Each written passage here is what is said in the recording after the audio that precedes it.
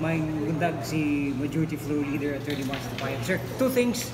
After the session, regular session, doon nag-aprobahan, may labot na sa cancellation sa kontrata, lease contract, entered into UNITAP and LGU Usamis. Taga-economy, dugang pagpasigot na attorney. May bundag. Good morning, Sir Paul. Og imong kauban sa social media, may mutag tanan. We know for a fact nga na-contact yun ang Usamis, LGU with UNITAP. Dating back to the year 2007, no? During the time of then late Mayor Adam Parhinog. And then later, in the year 2011, with then Mayor Nova Pis Parhinog, no? Release contract.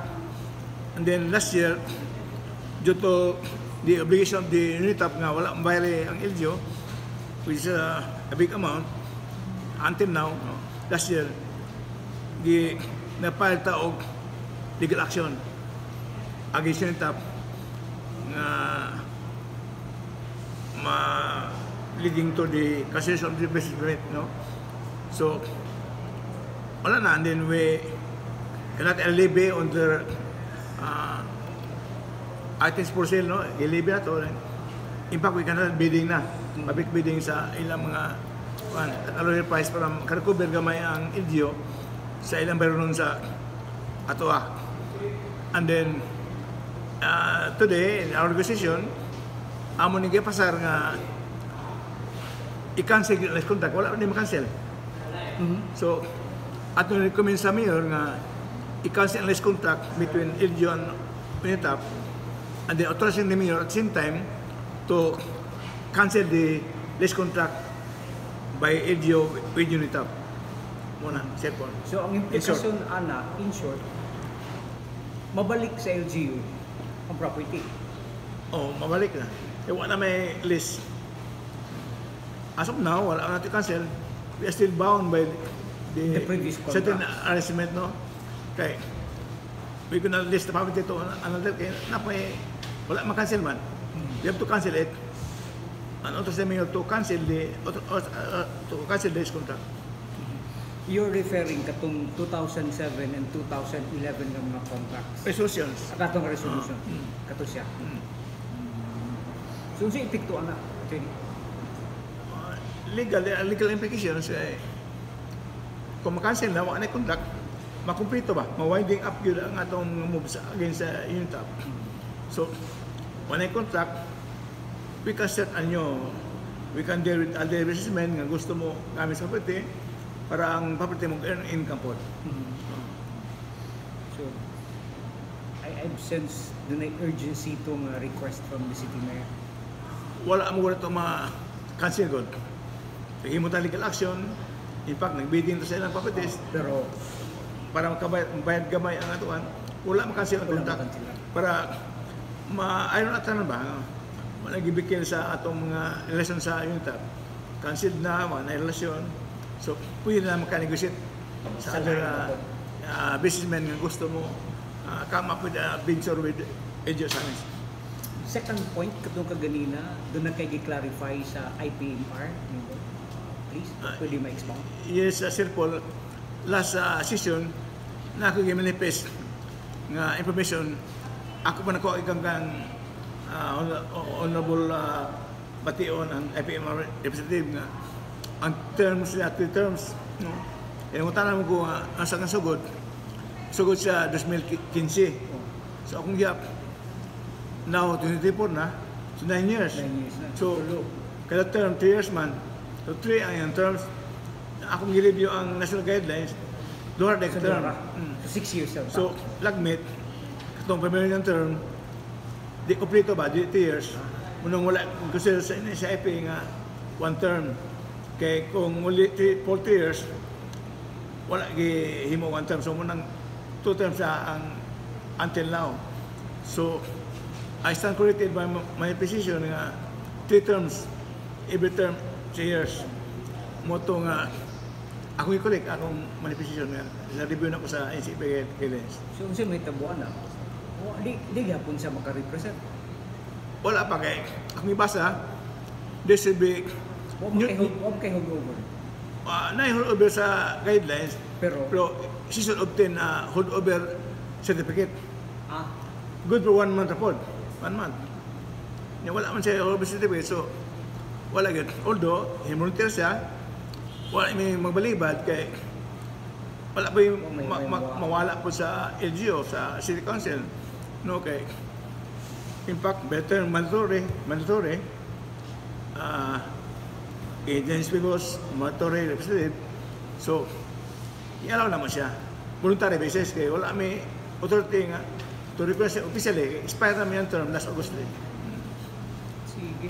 Final thought, imong panawagan sa mga tao, dengue. O, Tasking kaso. alam yun di lang kay LGO, ang mga tao sa Samis, kay taas kayang kasi although ingon si Honorable Lim, ang atong chairman sa Committee Public Health, mas taas last year ang kaso. Pero gamay rin, patay ito. Na-curious ko ang patay last year, mortality is only 4. Ang karoon 7 na. Karon pa dayon pa nagkataas pa niya 7 na. So ang tana ko was probable reason tingali nga nganong mas daghan man ang last year cases dengue nga gamay ra man ang mortality karon nga mas gamay 7 na may namatay, no? Si bakula po nga di tamadugang ano. So tungkol sa papagkawna sa mga tao nga ano ba'y kayo hinali nga gihimo nga mga kaliyukan nga kung daw tayo anak ilang palinara ba walang da disruptor na abila laro nga siya na muna magrabe wala na matabang. So basing muna hitabo last year nadala na yun. I don't know sa bay umang katarungan, no? Pero karong atong urge gyud katawan nga magbantay ka ng mga simple lang ta kay isipin na basta na tubig nga stagnant wala on gyud kaya mo na po yan sa waya-waya kung wala tubig stagnant wala po yan sa lamok nga mo kasling anak simple daghan taghimo karon nga ang mayor daghan naghimo nga mga laka nga wala last year kaya naghatag magnet sa mga eskwelahan, no? Nga dili maka dola mga lamok sa mga bata nga atong mga kabaturan ng eskwela. Uban pa nga mga moves pero mas taas kay ang atong dengue cases. So, isa matter of people's participation, magkatawagin mo sanong sa atong hangyo sa LGO bilang mayor nga magbantay gid mo nga wala stagnant water sa inyong paligid ba? Inyong bisente na mo bantay yun. Thank you. Kung sila yung pangutana, itong imong sa... Kumusta to sa katong nasumbal, no? Wala pa ko'y bakong development, pero sutin ako, sir nga, sitor na. Kay doon ay hangi ang GMP nga sa IGO nga magdala ang yuta. Ang kwarta nga pahimong building, nga maghimo tag bagong fire department building sa BJP man. Dinid lot nga kabutangan sa maong building. So nag-donate lang Samis sa ngay dako.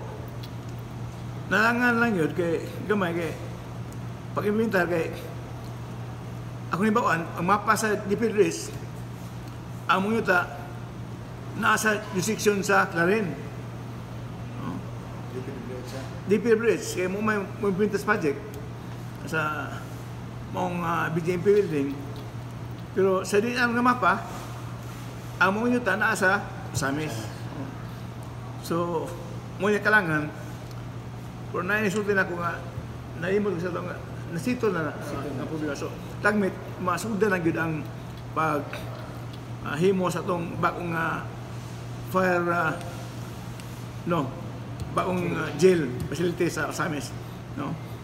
Sa nga hangyo sa BCMP sa Samis. Kaya sukutaan sa nasyonal. Sir, na ako'y paapa, sir. Anong unit of building ato sa NGO? Ato dayon unsa mahitabo ang unit up nag-abang lang. Abang.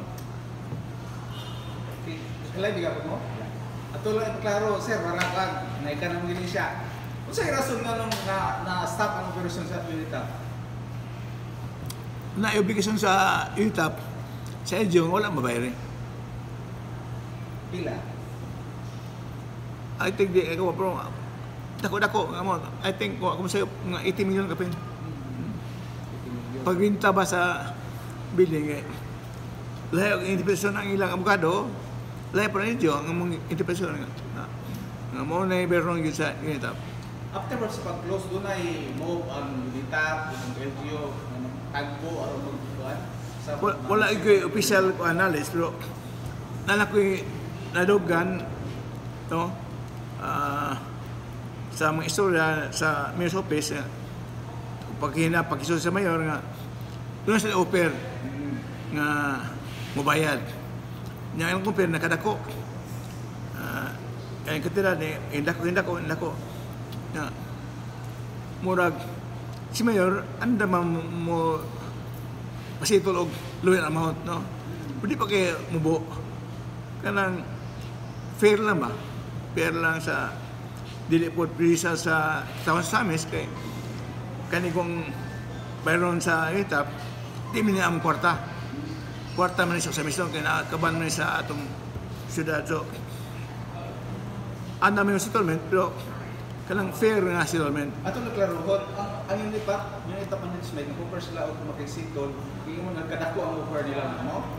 Oh, ang ilang offer nakadako sa akong paminaw. So, wala sa 80 million ang ilang i-offer na mo? Lower than 80 million. Lower sa 80 million. Pero sa unang gamay, nakadako. So, sa sabot na nung ilang ipanaka? Wala akong ibalo. Oh. Pero, ayun lang nga, sa tanang UNITAP sa Mindanao, usamis mo kita ka nasa income. Ang ilang income sa amin, mas dako sa uban nila nga mga brand sa Mindanao. Usamis ang dako. Sa LGO, doon na sila igirmahan nga contract 2007 sa kung nasabtan 2011. Compare sa administration ng pilot. Ano nagbuhat ani. So unsay ato ang purpose karon nang ato siya cancel? Wala yung purpose. It's to wind up the relationship between Usamis LGO and UNITAP. Naghimo ng tag mga laka nga ma-close ilang negosyo, cancel lang business permit, tanan. So, wala ito cancel ang lease contract. In this way, Usamis LGO is opening itself to other business endeavors kung na-interesado. No? Sa moong luna sa yuta, kung sa moong real property. Kung na gusto mag-conduct o negosyo sa Usamis, we can negotiate. Muna yung kuhan. Para man mo legal nga kuhan. Interpreted under contract. Mawin up ta na nga relasyon.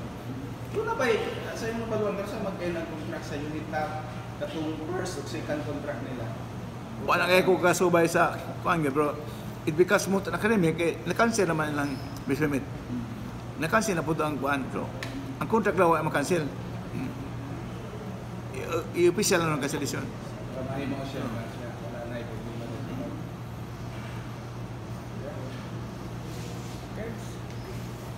Thank you. Yo, social. Thank you, sir. Thank you, sir. Thank you, Paul.